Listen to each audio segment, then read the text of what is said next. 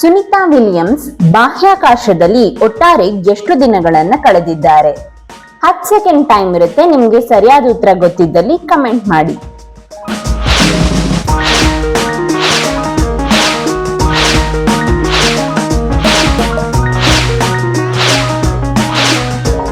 ಸರಿಯಾದ ಉತ್ತರ 322 ದಿನಗಳು. ಸುನಿತಾ ಲಿಂಡಾ ವಿಲಿಯಮ್ಸ್ ಅವರು 1965 ಸೆಪ್ಟೆಂಬರ್ 19ರಂದು ಅಮೆರಿಕಾದ ಓಹಿಯೋದಲ್ಲಿ ಜನಿಸ್ತಾರೆ. ಅವರು ನಾಸಾ ಸಂಸ್ಥೆಯಲ್ಲಿ ಖಗೋಳ ಯಾತ್ರಿಕೆಯಾಗಿದ್ದು 2 ಬೃಹತ್ ಬಾಹ್ಯಾಕಾಶ ಯಾತ್ರೆಗಳನ್ನ ಪೂರ್ಣಗೊಳಿಸಿರ್ತಾರೆ. ಇಂಟರ್ನ್ಯಾಷನಲ್ ಸ್ಪೇಸ್ ಸ್ಟೇಷನ್ ನಲ್ಲಿದ್ಕೊಂಡು 322 ದಿನಗಳ ಕಾಲ ಬಾಹ್ಯಾಕಾಶದಲ್ಲಿ ಕಾಲ ಕಳೆಯುವ ಮೂಲಕ ವಿಶ್ವದ ಗಮನ ಸೆಳೆದಿದ್ದಾರೆ.